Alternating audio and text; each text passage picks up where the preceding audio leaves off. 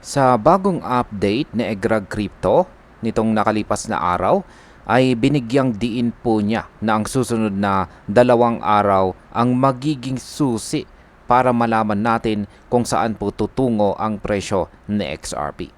Ayon po sa kanya, nasa gitna ng breakout si XRP mula sa isang symmetrical triangle pattern at nakasalalay po sa susunod na 3-day candle close kung magpapatuloy ang pag-akyat or kung babalik po siya sa mababang levels. Kaya yan po ang siyang ating pag-uusapan sa video na ito.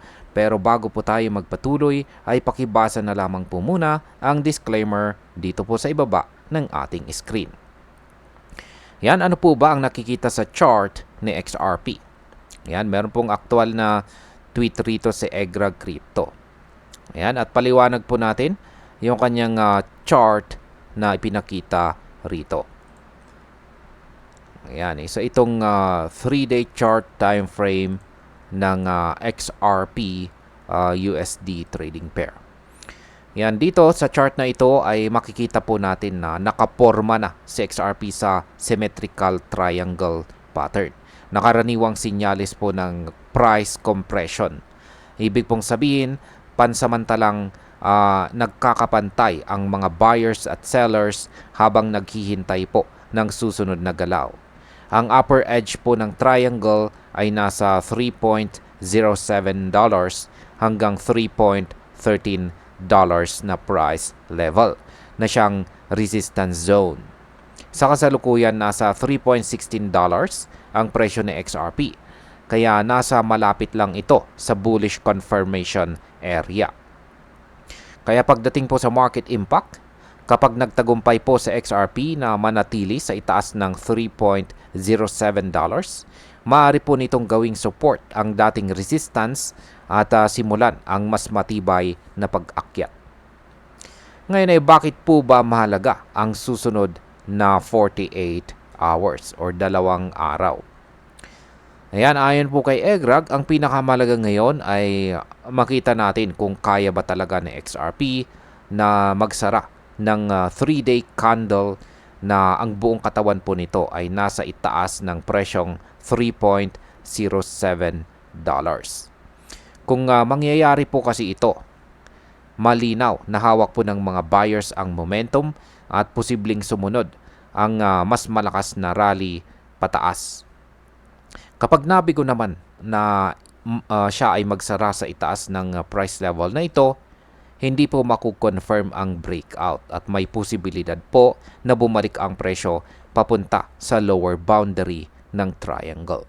Kaya sa market impact, ang hindi po pagkakaroon ng confirmation ay maaaring magdulot ng pag-atras ng mga short-term traders at magpababa sa presyo. Ngayon ay ano naman ang papel ng trading volume? Ayan, binigyang diin din ni Ginoong Egrag na ang volume ay mahalaga pong filter para malaman kung tunay po ang breakout.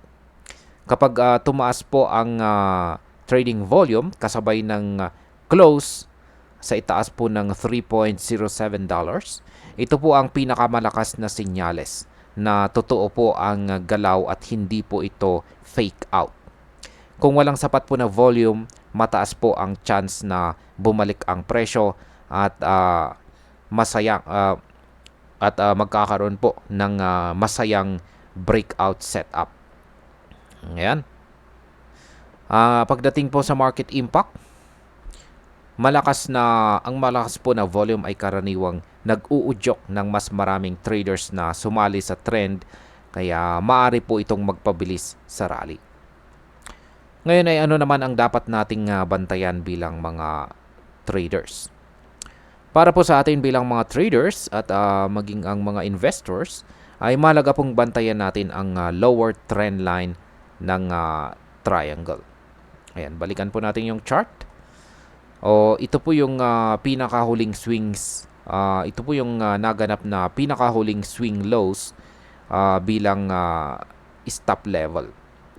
Ayan, ito ang magiging invalidation point kung sakaling bumagsak si XRP at hindi po niya mapanatili ang breakout zone.